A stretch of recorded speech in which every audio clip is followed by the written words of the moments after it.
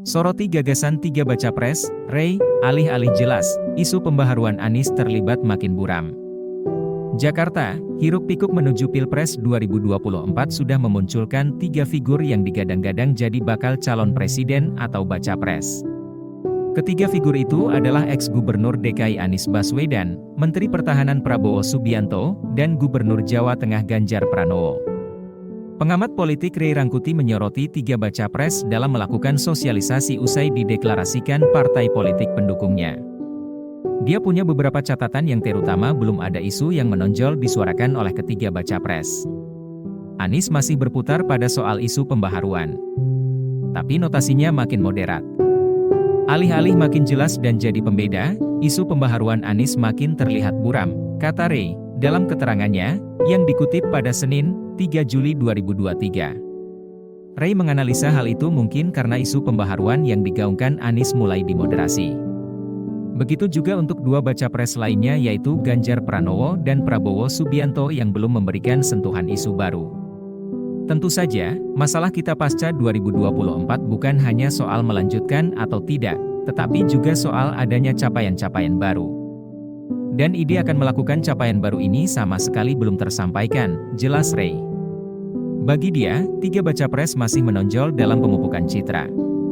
Ia mengatakan demikian karena manuver tiga baca pres yang melakukan silaturahmi hingga beragam kegiatan.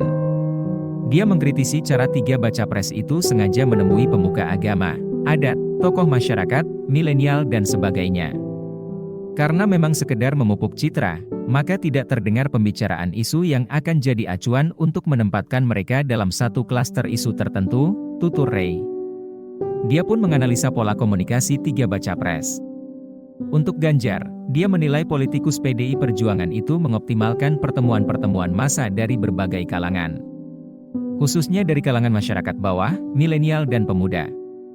Ganjar mengadopsi sedikit gaya sosialisasi Pak Jokowi. Sekalipun, tentu, tetap dengan gaya masing-masing, lanjut pendiri lingkar Madani tersebut. Lalu, dia menyebut Anies di awal-awal pasca deklarasi juga melakukan hal yang sama.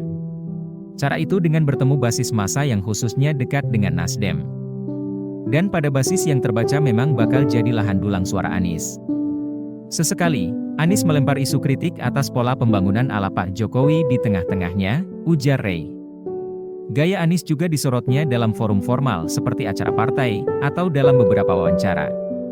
Selain itu, menurut dia, Anies juga menulis pokok umum pikirannya di beberapa media. Tapi, isunya masih sangat umum, yang dapat disebut akan juga disentuh oleh baca pres lainnya, sebut Rey. Namun, berbeda dengan Anies dan Ganjar, Prabowo Subianto menerapkan silaturahmi yang tak selalu melibatkan massa.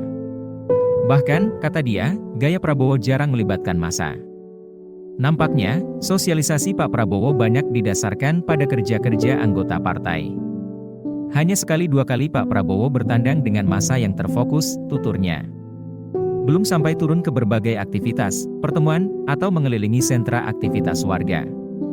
Dua aktivitas yang jamak dilakukan oleh dua baca pres lainnya, khususnya Ganjar Pranowo, sebutnya.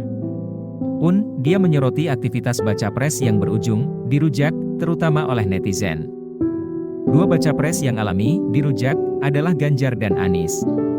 Untuk Prabowo, dia belum melihat ex-Danjen Kopassus itu, dirujak, netizen. Kata dia, Ganjar pernah dibully soal aktivitasnya saat ke masjid di Banten dan menelepon PJ Gubernur DKI Heru Budi Hartono. Adapun Anies, dirujak, saat memakai jet pribadi untuk menghadiri salah safari